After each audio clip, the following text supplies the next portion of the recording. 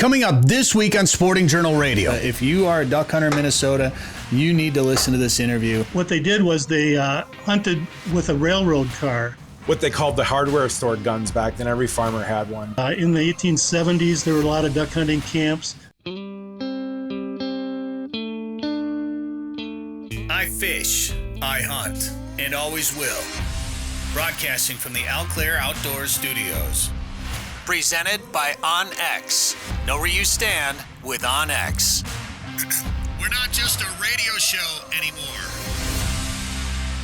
This is Sporting Journal Radio. Is it too early to start talking about hunting season? No. Thank you. That's the correct answer. Welcome to the show. I'm Bret Amundson. Thank you for tuning in on the network by demand or watching this on YouTube. That's Dan Amundson. Hey. That's David Eckhardt. Hello. Oh, what? David's gone. I'm a ghost. I'm invisible. Okay. I mean, he's sitting in that chair right now. David is a vampire. Well, can you see your reflection in mirrors? What is going on? We'll get the tech team on it. Go get some garlic. Wow, that's crazy. Anyway, we're going to talk about waterfowl a little bit this week. And in fact, we're going to talk about some of the oldest waterfowl stories in the history of Minnesota duck hunting. We've got a couple authors on the show this week. Steve Knutson, he's got a new book called Minnesota Duck Camps, 160 Years of History and Tradition. It is a big one, ladies and gentlemen, and just some really fascinating info about old duck camps in Minnesota. If you are a duck hunter in Minnesota, you need to listen to this interview that we've got coming up and check out this book that we are going to be talking about this week. We've also got an author from North Dakota on the show this week. Is he back? I wasn't paying attention. He's there. We're there. It's like you're like you David, can see me now. David Copperfield over there doing magic tricks, disappearing. Jeff Miller from North Dakota, eastern side of North Dakota. We'll talk about how he got into writing in his new book, Forever Towards the Sunrise, what is included in that, and what kind of content, where you can get it, and things like that. So if you're looking for some new books to read about some North Dakota, Minnesota, Wisconsin history and beyond in the outdoor world, we're going to tell you more about that this week. Also, Joe Henry will have a Lake of the Woods fishing report for us. First, though, Dan, who are the sponsors this week? Live Target Lures. Match the hatch this season at livetargetlures.com. Lake of the Woods Tourism. Lake of the Woods is the walleye capital. Plan a trip for this winter at lakeofthewoodsmn.com. Or this summer still. Haybell Heights Campground and Resort. Book a trip to Devil's Lake. Learn more at haybellheights.com. Ottertail Lakes Country. Find your inner otter at ottertaillakescountry.com. And Prairie Sportsman. The new season is wrapped up. You can watch episodes anytime at the Prairie Sportsman YouTube channel. You guys are probably too young for this, but do you remember, gosh, what was it, Micro Machines? David, do you remember that? The little cars, and they had the TV commercials with the guy talking really fast? No, I don't. That was like Dan right there. No idea what you're talking about. Yeah, look it up on YouTube. All I know is, like, you listen to the medicine commercial, and it's like, this will give you cancer and kill you. The fine print. Yeah. You can't ever understand it because they say it so fast, but they got to legally say it that, yeah, you can... We'll just mash that in at the end of the commercial. Yeah, your nose won't be stuffed, but you'll be dead. It's the legal disclaimer, and I think there's two things. One, nobody wants to listen to it, so they speed it up. But also, they don't want you to hear the side effects. Yeah, exactly. So they speed it up. Well, see if you can find a Micro Machines commercial, and we'll show you what I'm talking about here in a little bit. David, you got some more food plants in the ground. You probably have some food plots, some more plants in your food plots. Have you ever done, a buddy of ours, Tony, did a mock scrape, and I've done mock scrapes before, but I've never done like the licking tree. Have you ever done that before? Yeah, we put some ropes out, which supposedly is supposed to work better than just hanging a branch. Oh, really? But it lasts longer. And has it worked? In the fall, yeah. A lot of deer stop and rub on it, or work the scrape underneath it, but I've not seen it or not paid attention to it other than the hunting months. Oh, sure. But there are scrapes that, they use all year round. I think Bill Marshall wrote an article about that in one of my magazines one time, that he put a tree out like that and immediately had bucks on it. Yep. Like right away. It's a good idea. And then I've never put out... Like I've moved around deer hunting so much that I've never really had a base place to set up and like manage, and this is where I'm going to hunt, this is what I'm going to do. So I've never put out like mineral blocks or salt licks or anything like that. I didn't know just dumping a bag of salt out was a thing. It works. It's salt. It's salt. I mean, obviously, it makes sense, but I never even thought about that. I was going to go buy a block of salt, to put out, and I'm like, well, wait a minute. I got a bag of salt in the basement right now. Have the Culligan man bring it. That's Yep. right. Hey, Culligan man, I need some Feed salt. my deer. I need some salt for my deer. So do you do that? Do you put out? So that's kind of my question. In Minnesota, you can't bait, and everything needs to be removed 10 days before you hunt over it. So if you put a Or a natural product. well, if you have food in it, so if you have a mineral block that has any sort of food ingredient, Or man-made, like the press blocks, I don't think you can use. Even if it's just salt, it's got to be I think mined. Like you can use a trophy rock because they mine that from the ground. I thought you could use just a block of salt as long as Maybe. there's no food in it. That's the way grain or whatever. That's the way I understood it. But either way, if you have something that has like a mineral block that has some sort of grain in it, and somebody puts that out, salt will. It seems like just goes into the ground and is there forever. It seems Right. like. Do they blow through a block of mineral that has food in it? Does it disappear to enough to the point where somebody can't say, yeah, you can't hunt over that spot anymore? I don't know. That's why I've always stayed away from them. I've always used the natural mined ones, like the trophy rocks. And those types where they bust them up and pull them right out of the ground. All right. So do you put anything? I mean, you just put food plots. You just plant food plots and put cameras out over them. I use the trophy rocks quite a bit, or the trophy rock. likewise You put that in ones. front of a put Yep. a camera on it. Yep. How do they just tend to dig a hole after a while? They last quite a while, but yeah, most of it soaks into the ground and they just keep eating dirt. Well, I'm excited. I can't wait to talk more about hunting. We're very, very close, and we're going to talk more about hunting later in the show, waterfowl hunting in particular. Have you duck hunted your whole life, David? Yep. What got you into it? My dad got me into it. So my brother was 4 years older than me, and he started going on his first youth hunts, and I started tagging along before I could even shoot. And then once I got my hunter safety at 12 or 13, then it was my turn, and I can say I was a terrible shot. What's your earliest waterfowl hunting memory? I think 13, and went out on youth day, and you couldn't start hunting till noon.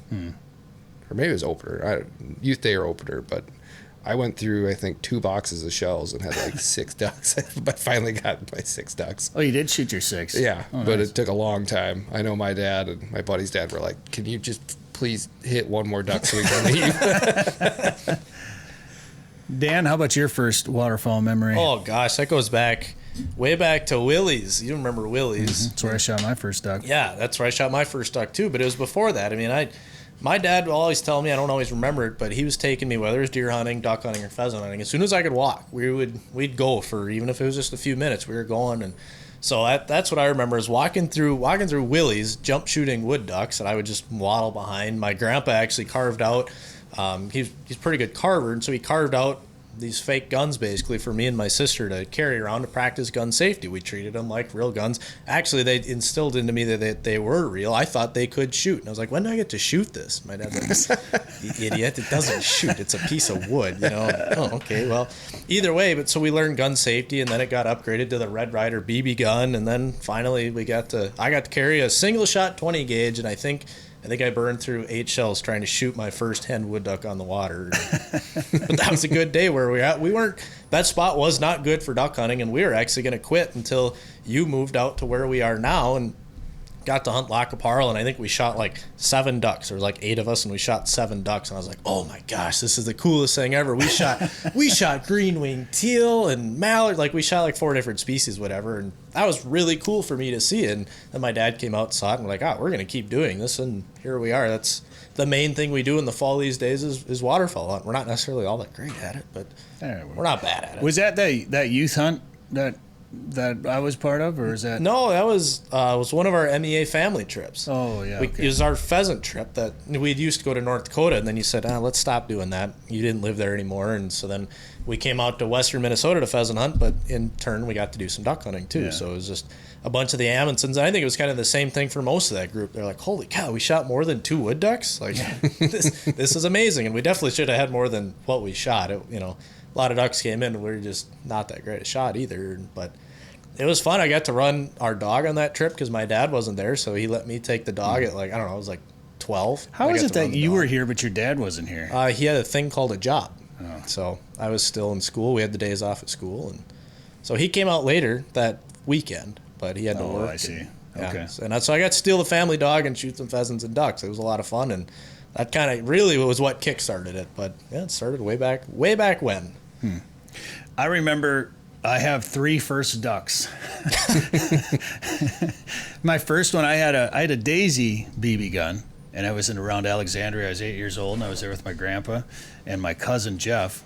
And this hen mallard came in, and I still remember, I've told this story before, but I remember pointing my BB gun at it. And I remember specifically pulling the trigger and watching the BB go pew, and just make a hard right, 90-degree turn. And my cousin shot 2, and this hen mallard folded up. And I took out, they gave me all the credit, said I shot it. So I got to go back and show the family that I shot this duck. And obviously I didn't.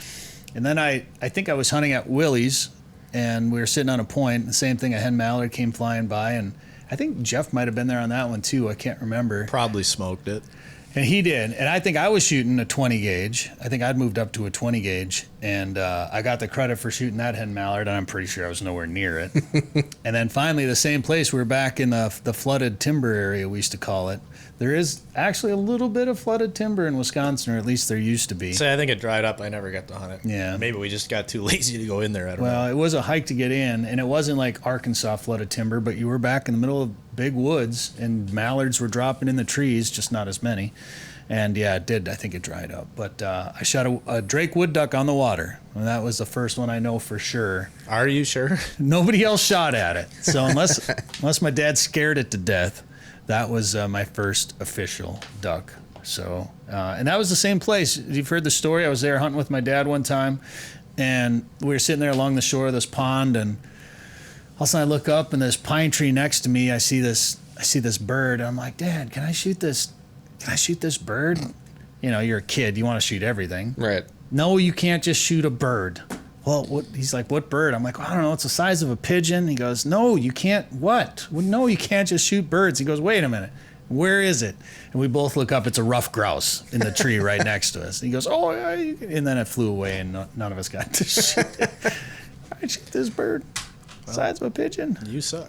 Yeah. Anyway. Well, it's kind of weird. We've shared our firsts have been very similar. Like you shot your first deer with the same gun I shot my first deer.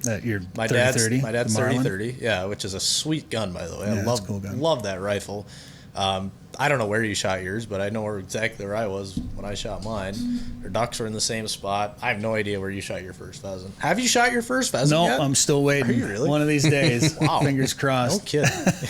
Interesting. All right. Well, we got some really cool Minnesota waterfowl history coming up with Steve Knutson. He's got a new book called Minnesota Duck Camps, 160 Years of History and Tradition. Also, Jeffrey Miller. He's got his second book coming out. He's from eastern North Dakota, Forever Towards the Sunrise. He'll be joining us. Both of them will be joining us to talk about their outdoor books here in just a little bit. Also, Joel Henry's got a fishing report from Lake of the Woods coming up when we come back on Sporting Journal Radio. 852 million acres of public land, 147 million private properties, all in the palm of your hand. The #1 hunting GPS app just got better. With hundreds of custom map layers, 3D and topographic maps, you can easily scout on the road or at home before you go. And now you can get important weather details, CWD detection, and even know what crops have been planted where. Get the most trusted hunting GPS app ever made. OnX. Know where you stand with OnX.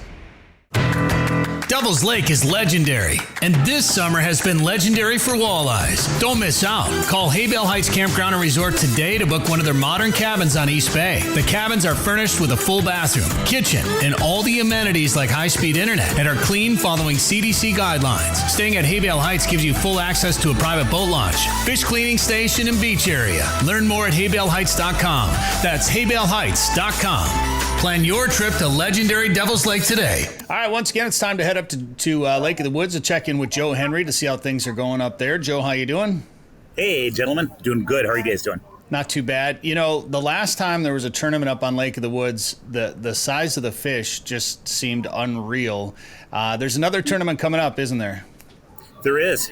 You know, the David A. Anderson Memorial Fishing Tournament which is with Warrior Boats. It's their annual. In fact, I think it says 11th annual. But you know, that is a 11th annual Warrior Rally, and they get all their dealers up to Lake of the Woods. They got just a big old shebang, and then what they do is they finish off the week with that David A. Anderson Memorial Tournament. And I'll tell you, that is a neat tournament. You know, you have to have a Warrior boat to compete in it. Of course, you have to sign up if you do have a Warrior boat. But, man, last year I think they had 144 boats, if I remember correctly. It was just incredible. And you talk about a family, you know. One thing I always notice, people that have Warrior boats are normally pretty darn good anglers. And, you know, they're going to be up in full force. It's cool. You get people coming from all parts of the United States. You got husband and wife teams. You got guys fishing, gals fishing.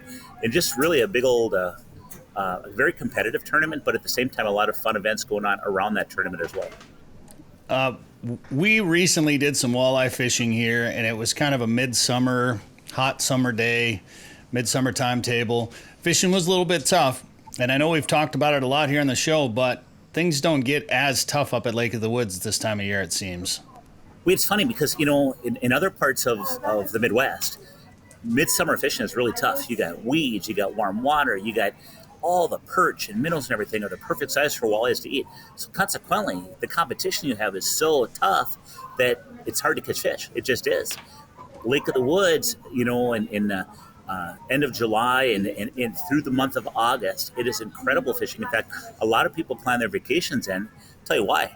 You get out in that basin, and those fish set up in that basin. Our basin of Big Traverse Bay is one big, long mud flat. Imagine, you know, 30 miles by about 25 miles wide, all big mud, and then every once in a while, you'll get a reef that pops up here and there. But that mud holds those walleyes in the summertime, and the deepest spot out there is only about 38 feet deep. So it's all fishable. There's walleyes that are spread out in multiple schools, you know, going after minnows, going after hatches that come out of the mud. I mean, it's just a really neat opportunity to fish those walleyes. And my goodness, sometimes you'll be going along and, you know, you don't have to be fishing around other boats, or you can be, but you can be all by yourself. And your screen, your sonar screen looks like simulation mode. It's like you got bait up top, you got hook, indicating walleyes. It's just incredible. You don't have the weeds to deal with. And a lot of people will tow crankbaits. That's one good way to do it. Lead core line, certainly some boats have downriggers, most don't though. But lead core line, a 4-ounce bottom bouncer with a 6-foot piece of monofilament and a shallow diving crankbait will get it done. Heck, the other thing is snap weights. So you can let a bunch of line out with a crankbait, add a 1 to 2 ounce snap weight about 50 feet up, and let that down, and you can judge the depth that way. A lot of ways to get your fish down, your lures down to where the fish are living. But boy, I'll tell you, it can be a fun bite. Half the fun to me, Brett, is figuring out how fast do they want it? What color do they want? Do they want a thin minnow style, or do they want more of a shad style? What kind of wobble? Do they want that real tight wobble, or do they like a wider wobble? You know, do they want it? Do they want it right in their face, or do they want it about 2 feet above them? So they got to chase up like they do in the wild for chasing minnows. And all those things are part of the chess game and figuring out those walleyes. If people want to go up there, maybe they don't have their own boat. How tough is it to maybe get on a charter boat this time of year? Oh, you know what? There are charters available. You know, late summer people have a lot of stuff going on, and there's always room in the summertime up at Lake of the Woods. You know, if one resort happens to be filled up, just reach out to another or check out our website at Lake of the Woods Tourism for our resorts. But there's plenty of places that are available. And, you know, Brett, stepping on a charter boat, man, I'll tell you, you know, whether you're drifting spinners this time of year or pulling crankbaits or whatever they're doing, they're going to do everything they can to put you on walleyes and to give you a great fishing experience. For a very nominal fee, you'll step aboard at 8 in the morning. They'll take you out, licensed charter captain, rods, reel, tackle, bait, everything's included. You just bring your rain gear and whatever you want to eat and drink. And you know what? You go back to the dock at 5 o'clock with your fish. They'll clean the fish for you. And then if you want, the resort will even cook them up for you. Really a neat opportunity. It's simple. You don't have to pull a boat up if you don't want to. It's just a nice way to have a good fishing experience on Lake of the Woods. All right, Joe, coming up next week, I want to ask you about the Pay It Forward event that's coming up again. For people that haven't heard of that, we'll explain it next week here on the show. And if somebody wants to plan a trip to Lake of the Woods, what should they do? You know what? Hey, check out our website, and that is lakeofthewoodsmn.com. Northern Minnesota's Walleye Factory is a year-round world-class fishing destination. The perfect getaway this summer is just a short drive to Lake of the Woods. Fish Big Traverse Bay, the Rainy River, or visit the unique Northwest Angle. To catch big fish, you have to go where the big fish are. Plan your trip to Lake of the Woods at lakeofthewoodsmn.com. That's lakeofthewoodsmn.com. Live Target, the leader in Match the Hatch, is back with new lures that also match the action. Introducing the Live Craw. The Live Craw is irresistible to bass, walleye, and other freshwater species. FTech's winner, the Ultimate Frog, looks and acts just like a swimming frog. With an exposed ultra-point mustad hook and replaceable legs, the Ultimate Frog has 2 styles, 2 sizes, and 8 colors. And iCast and FTech's winner, the Live Shrimp, mimics a fleeing shrimp for saltwater anglers. Coming soon from Live Target. This is Sporting Journal Radio. I'm Bret Amundson. Thanks for tuning in on the radio network. By demand, sportingjournalradio.com, or maybe you're watching this on YouTube or downloading the podcast. Thank you very much. Dan Amundson and David Eckhardt are with us right now. And I was on a road trip recently listening to some different podcasts, and I heard a Ducks Unlimited podcast with one of our guests, and I said, wow, this is really, really cool, really interesting stuff. And around the same time, I got an email from a fellow Aglow member about a book that he's putting out. And I said, you know what? Let's make this week's podcast about books and authors and the outdoors here in our local region right here. So our guests now are Steve Knutson and Jeff Miller. Guys, thanks for coming on the show. Thanks for having us. Thanks for having me.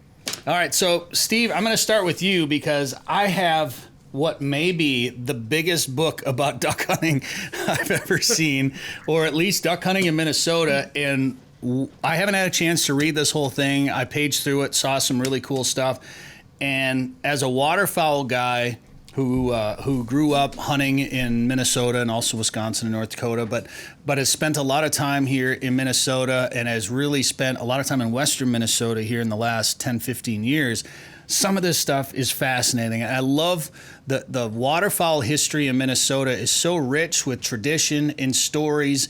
And with as much time as I've spent around that world, I can't believe how many stories I'd never heard of that you compiled in this book. So first of all, it's Minnesota Duck Camps, 160 years of history and tradition. It's just the stories that are in here are fascinating to me. So let's start at the beginning. Why did you write this book? Well, the honest answer is it was an accident. I heard about a friend of mine that had written some other books sort of related to this. His name is Doug Lodermeyer. He's written books on Minnesota duck decoys and Minnesota duck calls. And he was giving a presentation at the North American Decoy Association annual meeting in Chicago. And that was about 7 years ago. And I thought, boy, that's something I wanted to do. I wanted to see the show and I wanted to listen to what Doug had to say, because his duck call and decoy books have a little bit of history in there as well. So I went to that show, and as he was giving his presentation, he mentioned that he was going to start working on a new book. And one of the things he wanted to do was get a little more history of Lake Christina, which is very famous duck hunting lake in central Minnesota around the Alexandria area. And I grew up not far from there, Ottertail County, and we still have a cabin up there. We have a farm up there, which is where I hunt. And I had recently retired, and so when I heard Doug say he was going to do a new book, he was looking for some research on hunting history and duck calls and so forth for that area. I got in touch with him and volunteered to do some research if he ever wanted some help on that, because I drive by there on a regular basis all summer and fall. Anyway, he took me up on that. I did a little research on some duck decoys from that area. One thing led to another. Pretty soon I started running into things that weren't really decoy related. It had to do with some old hunting camps. And I took that information, I just threw it in a sort of in a binder. And after a while, the binder got pretty thick. And I showed it to Doug one day and I said, gee, somebody should write a book about this. And he said, yeah, I agree. He said, I think you should do it. And that was the start of it. And, about 6.5 years later, we had the book finished. So it took you 6.5 years to write it. So pretty much accidental. Okay. 160 years. How many duck camps are featured in the book? Well, there's about 400 that are identified in there by different methods. Some of it's by maps.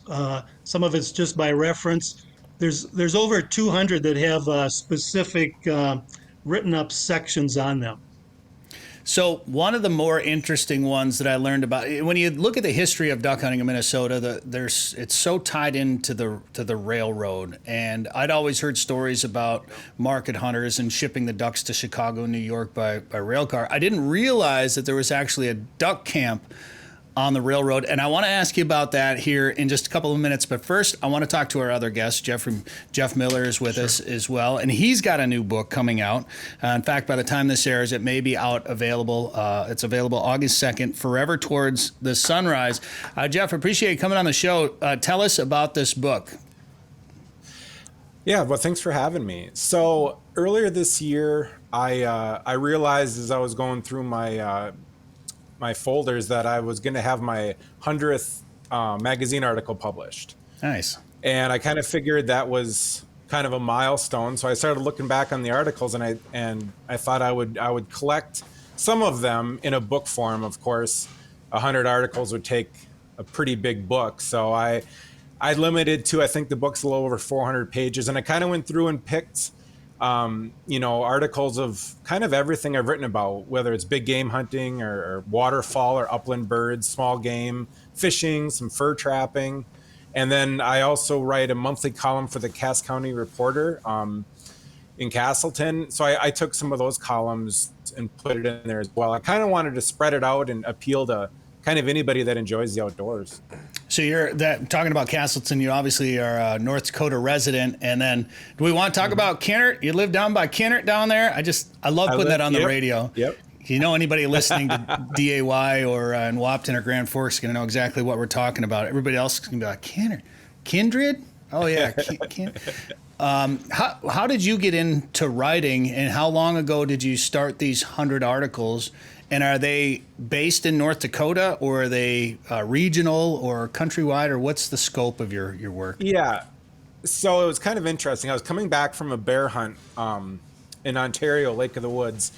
And I stopped at a gas station to fuel up, and I grabbed a magazine. And after I got home, I started reading it, and I was thinking, some of these articles were not that greatly written. So I thought maybe I'd try that. I wasn't sure how to approach it. So I wrote an article and I sent it to an editor, and he sent me back an email, kind of had me tweak it a little bit. And that was kind of the start of it. So that was in 2016.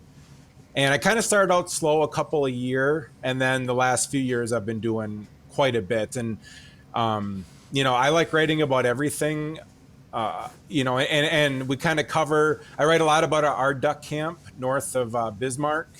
Oh, really? We also have my buddies. Yep. So we hunt birds, upland birds, ducks, and we've been hunting up there for over 20 years now. And then we also have a deer camp, an archery camp in northwestern Wisconsin. So there's some stories about that. And then I've traveled around up to Canada. I've hunted both North and South Dakota, Minnesota. It's kind of regional, based in the Midwest. Okay. And this is your second book. I want to ask you about your first book too, coming up in just a little bit. But let's go back to Steve here and talk about this duck club that was based on the railroad, right? It wasn't necessarily a specific location that they hunted, but they were kind of based out of St. Paul. Is that right? Right. And like you mentioned, most hunting camps, they had a physical location, right? Maybe multiple locations, but they had a physical location of where they would primarily hunt. They probably had some sort of a clubhouse there or someplace nearby to stay. So that was, pretty much the typical way that the duck hunting clubs worked. But there was one club that started in the 1880s. It was based out of the St. Paul, Minneapolis area. And they hunted. They did not have a physical location anywhere. There wasn't any permanent location that they went to. But what they did was they hunted with a railroad car. So one of the members, sort of the founding member, was the station agent for the Milwaukee Road Railroad that came through the Twin Cities area. So he had good information, from people traveling the railroad of where the best hunting spots were. So he gathered up a group and they formed a club, and then they would go on the railroad tracks that were getting laid all across the state of Minnesota in the 1870s, late 1870s into the 1880s. And so they would go to these really new areas that opened up when the railroad would come into those areas. And after a while, the railroad company, the Milwaukee Road, actually made a special railroad car for them that was set up for hunters. It had kitchen facilities and bunk rooms. It had kennels for the dogs. It had ice coolers for the game when on their way home. And so they would hook up this railroad car and go to whatever area they thought was the best hunting area at the time. And that varied as the new railroad tracks got laid across the state and as hunting conditions sort of evolved. One of the areas they went to was western Minnesota, in the Wheaton area, Lake Traverse and Mud Lake. Then they would actually continue on into Dakota Territory. South Dakota wasn't a state yet then. So they would hunt. That was one area. They went up north on the Northern Pacific and the Sioux Line Railroad that went up towards Otter Tail County and Becker County and some of those areas. So they went all over the state in these railroad cars. There's a picture in the book. I don't know if you had a chance to see that particular one, but it's an iconic picture from, I think it's 1885, of this club returning from one of these western Minnesota, and they did go into Dakota Territory at the time, but it's a railroad boxcar that was attached to the train. Oh yeah, there you go. And boy, if you're a duck hunter and you look at that picture and you think back, boy, would it have been great to be on that trip? There's let's see, I think the number, there's about 700 birds. Wow. On that in that picture is from what came back from the results of that trip. That would have gone through the Wheaton Mud Lake into Dakota area. I wonder if as I always think, when I did the research on this and wrote the different sections and that, I sometimes think, well, if I could go back in time, which one of these clubs would I want to visit? And the answer is probably quite a few of them, but yeah, one of them I always thought would be really pretty cool would be to go with the Railroad Gun Club on one of these trips they took around the state. So it's pretty interesting and unique club. Yeah, I want to ask you a couple of more questions about that. We got to take a quick break, though. So more about that duck club with Steve Knutson. Also, Jeffrey Miller with us. We'll be right back. Kodiak, a North American waterfowl film, is coming to the Fish Hunt Forever YouTube channel. Well, I've been a sea duck hunter for about 30 seconds, and I've already got one that's probably going to go on the wall. So this is the coolest duck hunt I've ever been on. Presented by Boss Shot Shells, with support from Sitka and Beretta. And additional support from Eau Claire Outdoors, High Prairie Animal Arts, and the Association of Great Lakes Outdoor Writers. Watch Kodiak on the Fish Hunt Forever YouTube channel. Did you know there are more than 1,000 lakes in Otter Tail County? Yep, and I'm going to fish as many as I can. I'm an outdoorsy otter.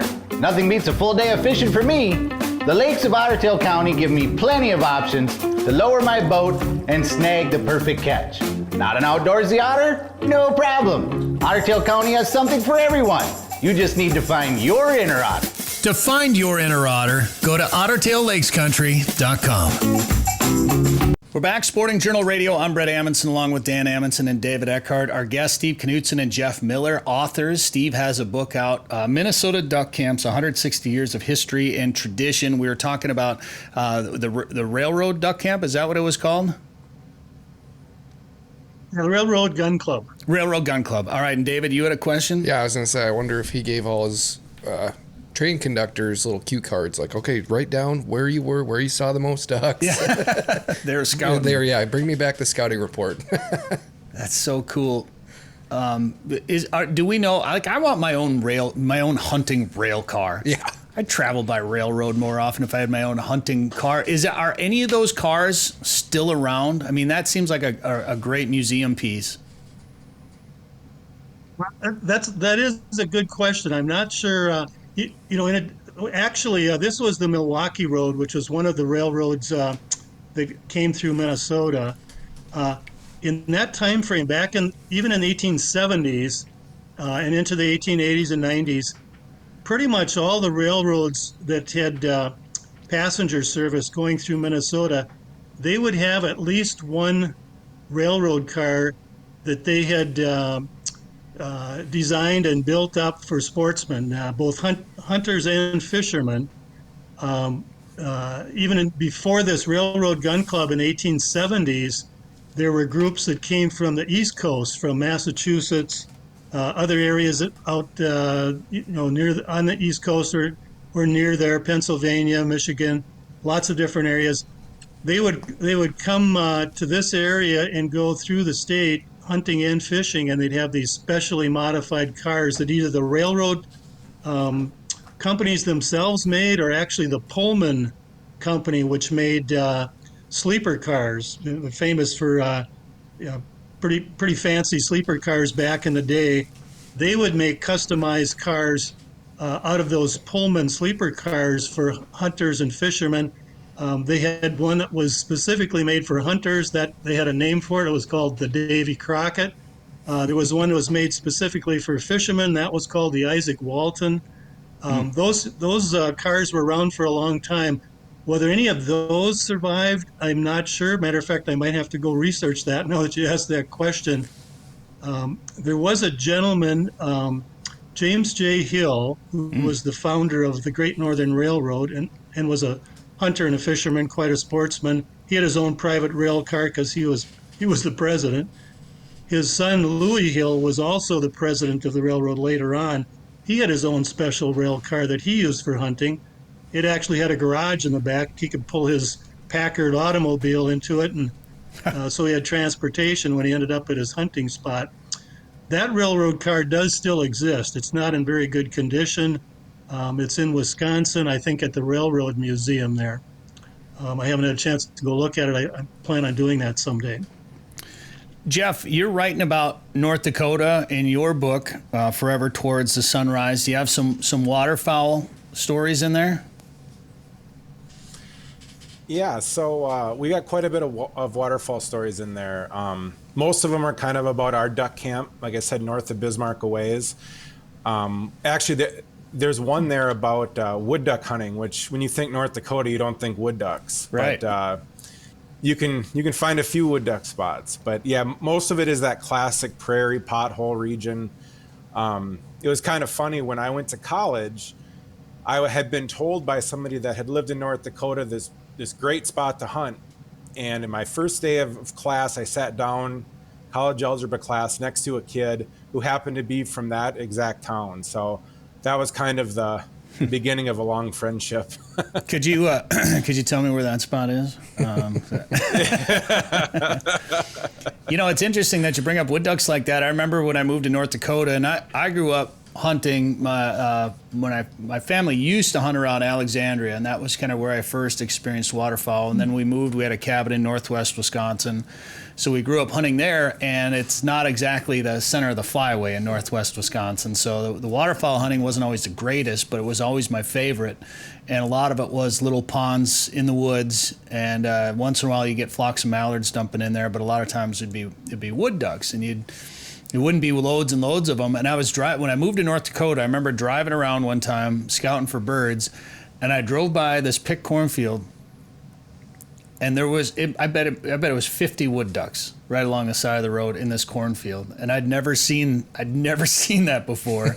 That many wood ducks together like that, let alone in a cornfield. And then after hunting in North Dakota for a while, I began to realize how much fun wood ducks in the cornfields were, especially right at first light. They were like usually your first birds that would come in would be some woodies, buzzing your decoys. But there are a few woodies in North Dakota, aren't there? Yep. And I live near the Cheyenne River, so we spend all summer watching a couple clutches, and then once duck season opens, you can go on the river and find a few. It's kind of funny you mentioned northwest Wisconsin, because I was always a fan of Gordon McQuarrie's writings. And I actually our boat camp isn't super far from the lake he lived on or had his cabin on, and I've driven by it now, and it's rare to see a duck out on that water, but apparently during the 30s and 40s there's a lot more birds in that area. It's pretty amazing how things change and flyways shift and water levels ebb and flow, and what effect that has on wildlife. I want to talk about this being your second book. Tell me about your first book that you wrote a little bit. Yep. So my first book was actually a book of fiction. It was a series of short stories set around a fictitious town in North Dakota. I called it Clausburg. I kind of wanted to do some sort of an imitation of maybe a Castle Rock and Stephen King, or Lake Wobegon by Garrison Keillor. And it was kind of something I did just for fun. And my significant other, Melanie, kind of encouraged me to write some more and put it into a book. And it's definitely much harder writing fiction than nonfiction. So it was a lot easier for this book than the first one, but it was a good experience. That doesn't sound at all like a small German town in North Dakota. Right? So what was that? What kind of, when you talk about fiction, was it outdoor themed or was it completely different? Yeah, there was some outdoor themes. It was kind of about growing up or living in a rural area. A couple of the main stories centered around trapping, actually, is kind of the beginning of the story, but it kind of went a little bit deeper than that. But and some of that was loosely based on some people I know, and some mentors that I've had, and so yeah, it was fun to write. This new book, Forever Towards the Sunrise, 400 pages, the first 100 articles that you've written. August 2nd, it's available. Where will people be able to find it? So the easiest spot's going to be on Amazon. It is also going to be available on dakotabook.net. It'll be available at Ferguson bookstores. Actually, if you're in Cass County, it'll be available at 4E Winery out by Castleton. And then if somebody desperately wants one signed, they can actually visit my farm's Facebook page, Cottonwood Bend Farm, on Facebook, and you can contact me for one directly too. All right, very cool. All right, Steve, I want to talk about the oldest duck camp that you learned about in Minnesota. Minnesota Duck Camp's 160 years of history and tradition. When you did your research, were you surprised at how much history there was, or how old the duck camps were? Yeah, that was probably the biggest. Probably the biggest surprises were, number one, how early in history duck camps started. Another one was how many duck camps there were, and then how many old duck camps are still active today. But the first duck camp that we identified, or the first duck hunting club, was in 1861. Minnesota became a state, I guess, in 1858. So the duck hunting, sport hunting started pretty early. There was a club called the St. Paul Sportsmen that started in 1861. They had a clubhouse that they used called the Van Elsburg Roadhouse. It was actually a stagecoach roadhouse on the stagecoach that went from the Twin Cities up to Duluth. That was on Rice Lake up in Anoka County by Centerville.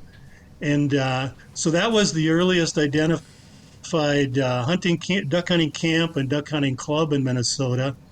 And then it sort of took off from there. In the 1870s, there were a lot of duck hunting camps.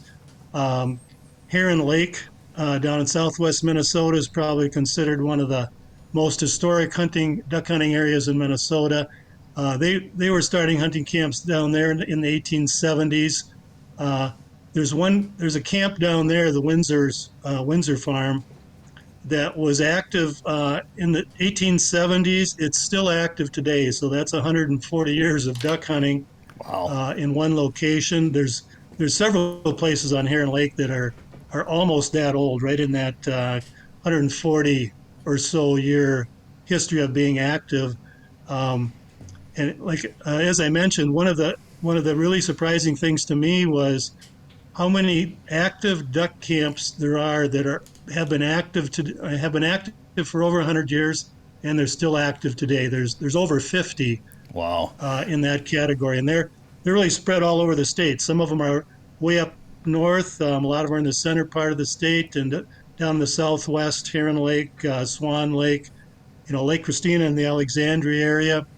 Over in the Steve, Wheaton area, Mud Lake, Lake Traverse. I'm just going to stop you right there because we got to wrap up on the radio show, but we're going to continue this conversation on our YouTube channel and on the audio podcast right now. So speaking of some of these older duck camps like Heron Lake, Heron Lake, it seems like in a lot of the history that I've learned about, I mean, obviously there are some of the other historic places like you mentioned, but it seems like Heron Lake was kind of almost ground zero at times when it came to not just recreational hunters, but also market hunters.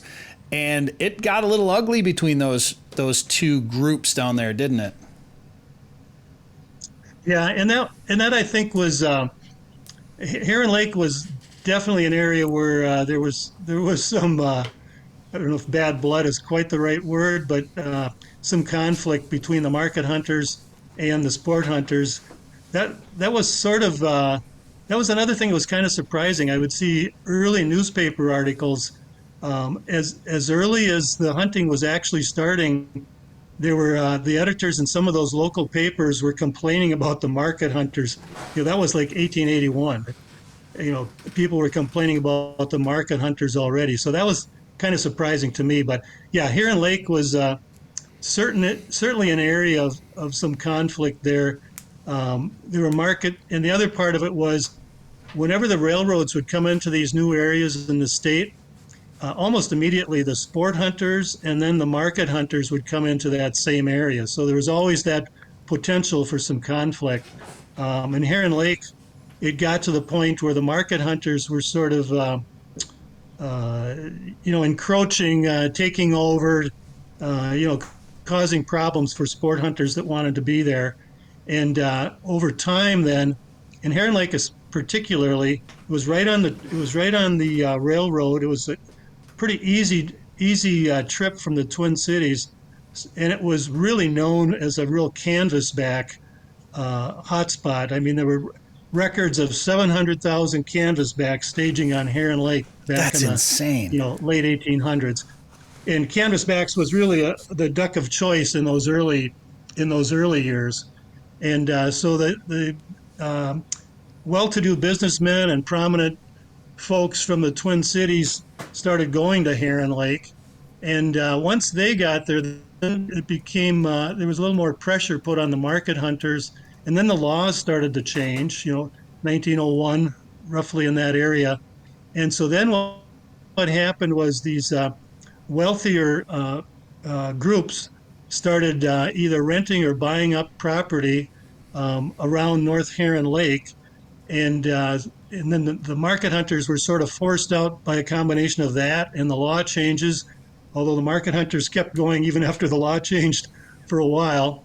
But then those former market hunters ended up, in a lot of cases, becoming the guides at these private hunting camps.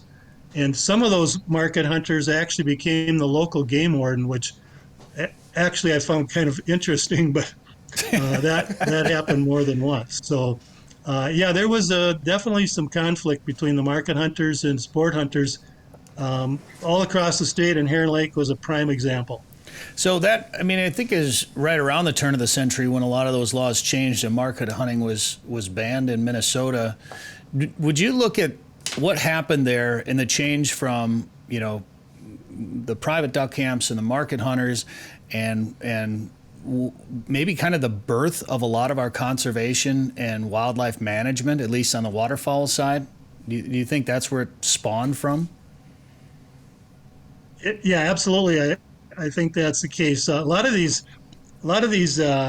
prominent men that had hunting camps, like Heron Lake is another great example of that. James Ford Bell, he was a very prominent, well-to-do businessman in the Twin Cities, and he was the first sort of the founder and the first chairman of General Mills Company. They had a hunting camp on Heron Lake starting in 1906, and he was very conservation minded. He noticed that as time went on, Heron Lake, as great as it was, it was called the Chesapeake of the West at one point because it had probably more canvasbacks on it than any other place, at certain times in history there. And he became concerned about, the lake seemed to be being less fantastic, if that's a good description, than it had been. So he brought in a biologist to analyze the lake and do surveys and recommend how they could try to restore the lake. He eventually kept hunting on Heron Lake, but he moved on up into Otter Tail County, up on 10 Mile Lake, and started another camp there. And then some years after that, he moved further north up into Delta Marsh and started the Delta Research Station, had his hunting camp up there. And Delta is certainly a historic area and known for, tremendous conservation activities. And then Bell also founded the Bell Natural History Museum that's in St. Paul. And so he was a perfect example of a hunter that was also a prime conservationist.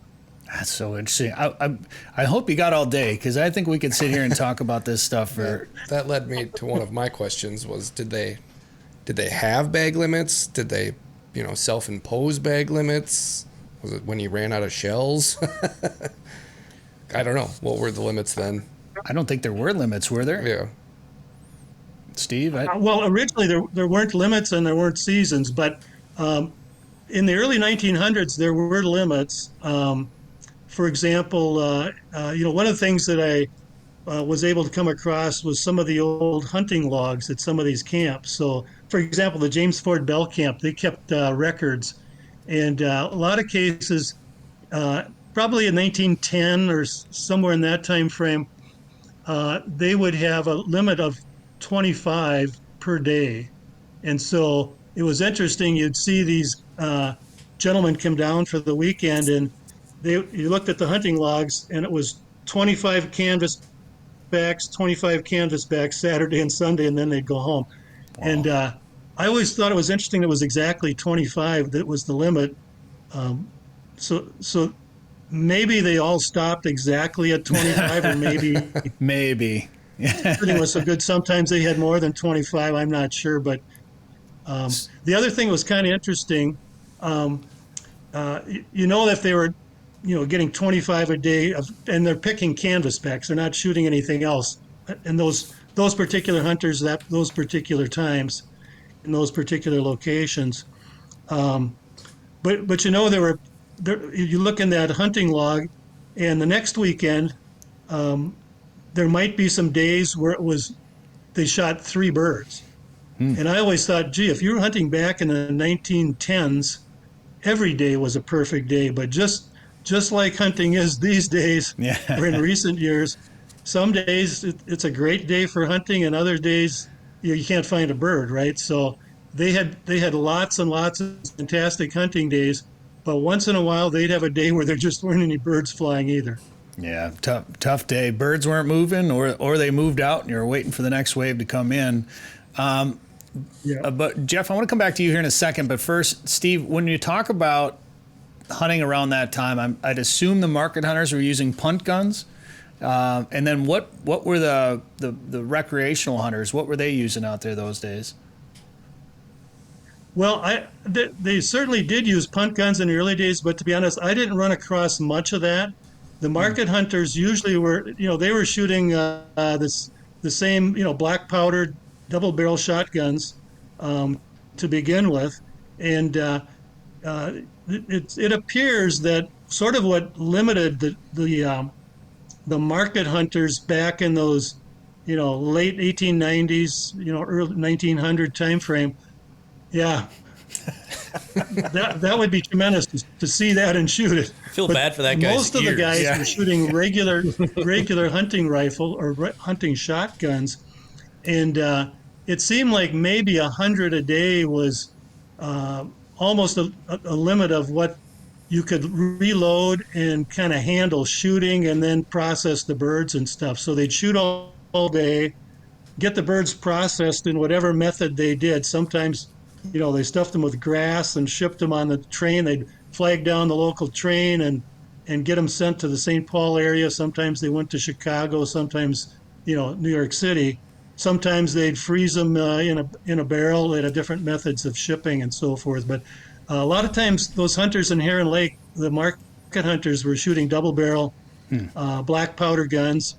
And then when the repeating shotguns came out, then they switched to those because they could get a lot more birds. Some of those market hunters who became guides, they were fantastic marksmen.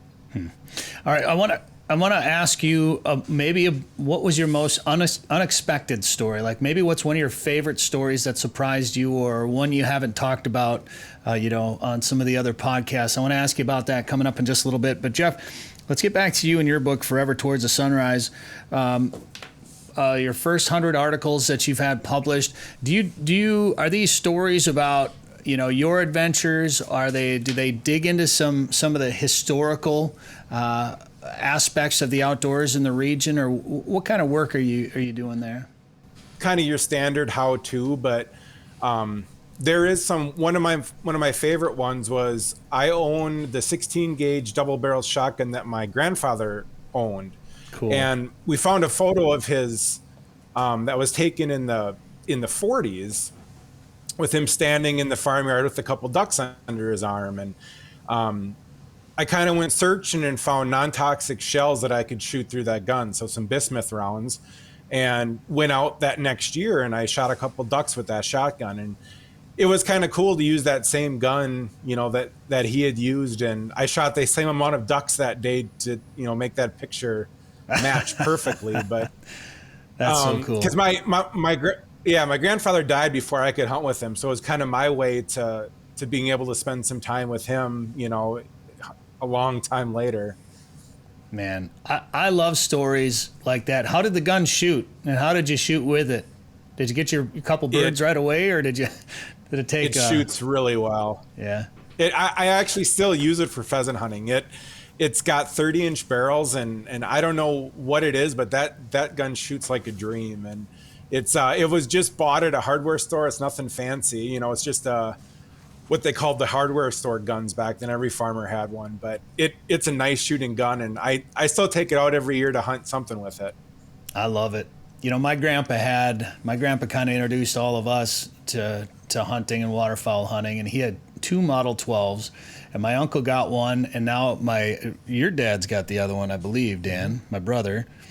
And but my brother and I fight over it all the time, and he gets ownership, but he lets me use it once in a while. So we've been able to go out and shoot some birds with it. And then last year we took a trip to Saskatchewan, And there's been a picture of my dad, one of his brothers, and then my grandpa. I think it was 1956. So my dad would have been 16, and they went up to Saskatchewan and shot a bunch of mallards and black ducks, actually. And then took a picture. I can't remember what kind of vehicle it is. It was like a Model A. That's what I was thinking, Model A. But I don't know my old Fords very well. Yeah, same. And there's a famous picture, the three of them. Do you have that picture somewhere? I probably do. We'll have to put it in afterwards. Maybe. Yeah, we'll put it on the screen right here. Okay. Put it in later. But it was all these mallards laid out on this old car, and then my grandpa sitting in the driver's seat, and my dad and my uncle posing there with all the birds.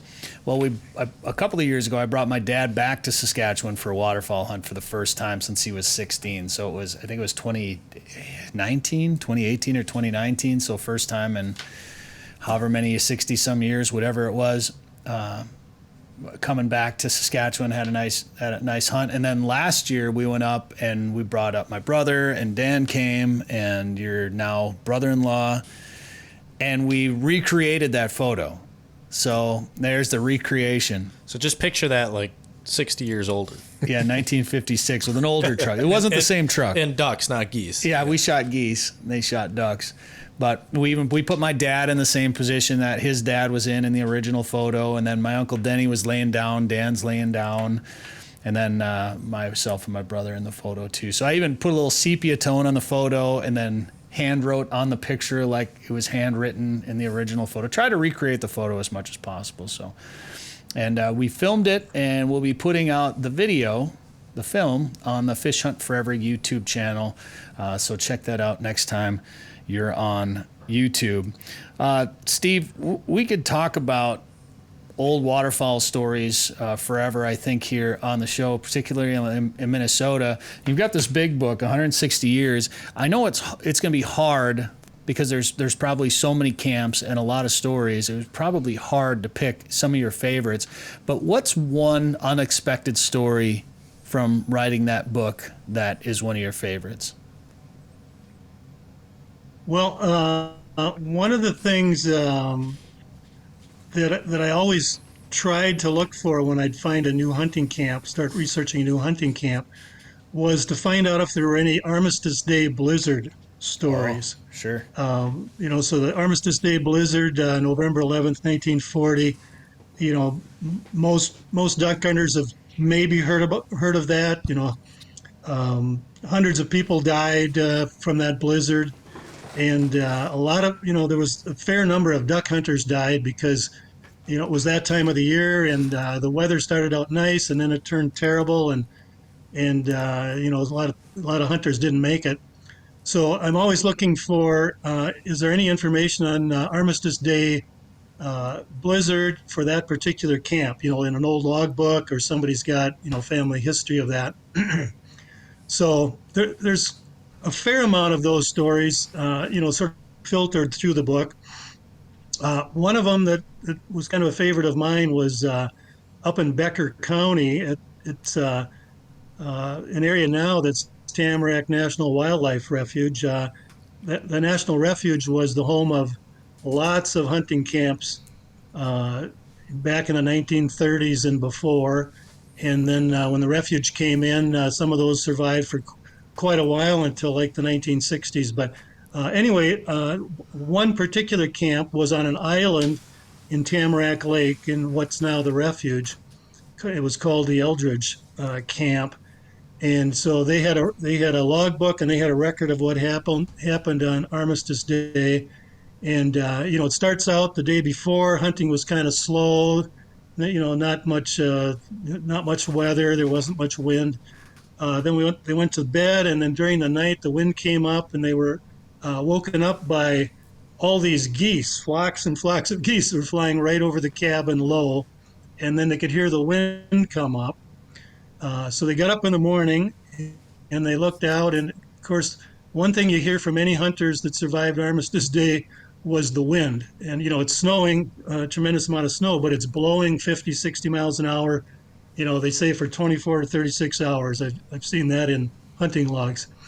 So, of course, what if duck hunters do when it's the worst blizzard, that anybody's ever seen. They go out hunting in the morning on the island. Yeah. Yep. And so they're on the north end of the island looking into the teeth of the wind, and they're knocking down birds because, birds are flying. And this is just a typical duck hunter to me. They dropped birds, the waves are probably tremendous because it's, coming across a mile of open water in that kind of wind condition. They don't dare send the dogs out, so they instead send one of the hunters out in a boat to retrieve the ducks. Anyway, they hunt as long as they can, and then it just keeps getting worse, and the temperature keeps going down lower and lower, and they're concerned they're going to get stranded. So they decide they're going to try to make it to shore. They've got there's some wives along, and they've got a group of maybe 8 or 10 people.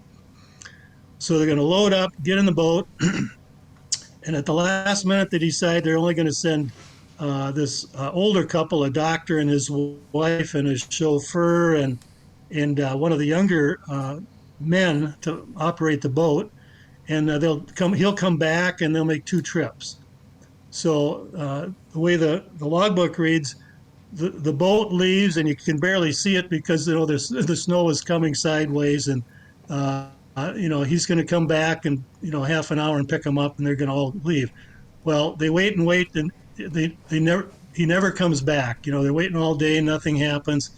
And that's back in the day. There weren't cell phones, there weren't any phones on the island.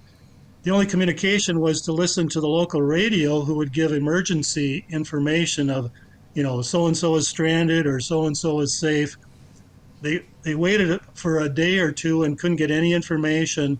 And, spoiler alert, I'll give the ending here, but eventually the one guy came back in the boat, and they had barely made it across the first time.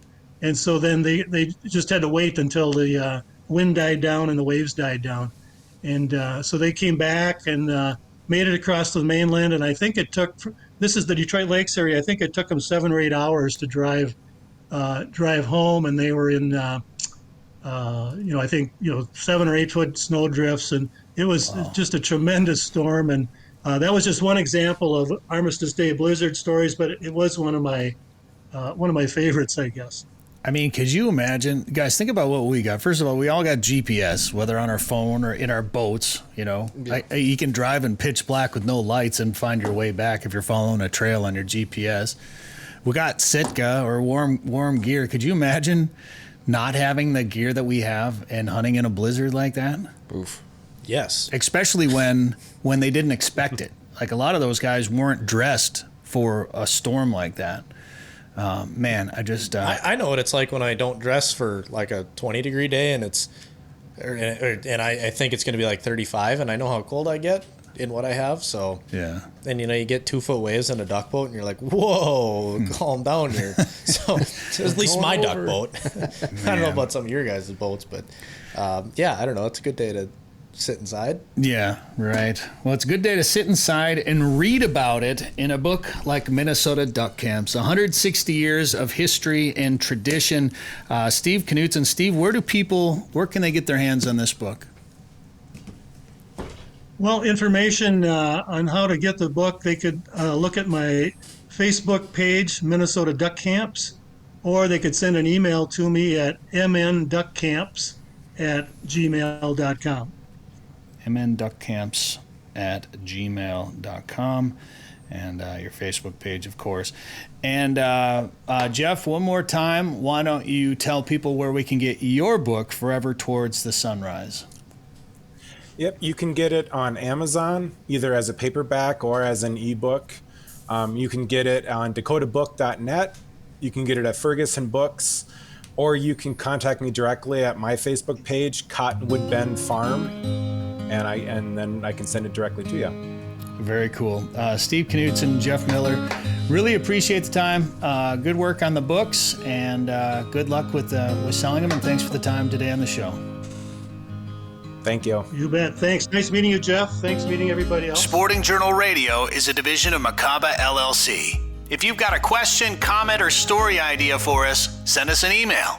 Go to sportingjournalradio.com. While you're there, you can learn how to advertise on the show and visit our store, for hats, hoodies, coffee mugs, and more. Go to sportingjournalradio.com.